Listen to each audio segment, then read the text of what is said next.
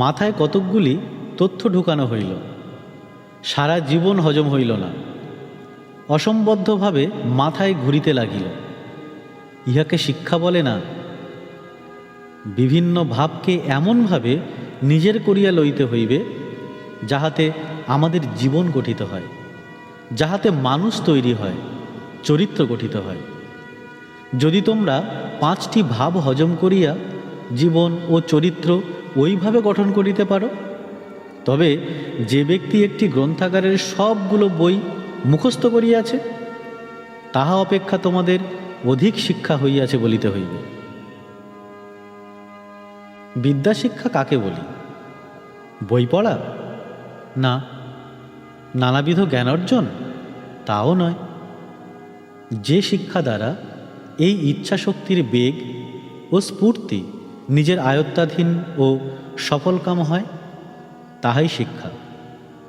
এখন বোঝো, যে শিক্ষার ফলে এই ইচ্ছাশক্তি ক্রমাগত পুরুষানুক্রমে বলপূর্বক নিরুদ্ধ হইয়া এক্ষণে লুপ্তপ্রায় হইয়াছে, যাহার শাসনে নতুন ভাবের কথা দূরে থাক, পুরাতনগুলোই একে একে অন্তর্নিহিত হইতেছে, যাহা মানুষকে ধীরে ধীরে যন্ত্রের ন্যায় করিয়া ফেলিতেছে, সে কি শিক্ষা?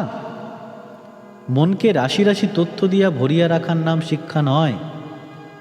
মনোরূপ যন্ত্রটিকে সুষ্ঠুতর করে তোলা এবং উহাকে সম্পূর্ণ বশীভূত করা, ইহাই হল শিক্ষার আদর্শ। চণ্ডালের বিদ্যা শিক্ষার যত আবশ্যক, ব্রাহ্মণের তত নহে।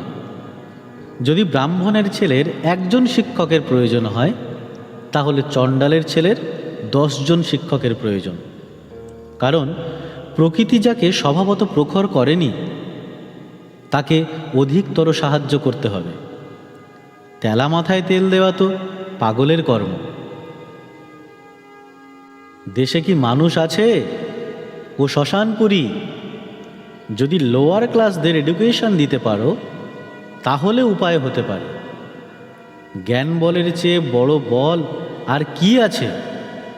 বিদ্যা শেখাতে পারো?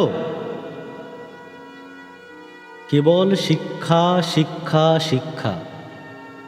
ইউরোপের বহু নগরী পর্যটন করিয়া তাহাদের দরিদ্রদেরও সুখ স্বাচ্ছন্দ্য ও বিদ্যা দেখিয়া আমাদের গরিবদের কথা মনে পড়িয়া যাওয়ায় অশ্রু বিসর্জন করিতাম। কেন এই পার্থক্য হইল? শিক্ষা। জবাব পাইলাম।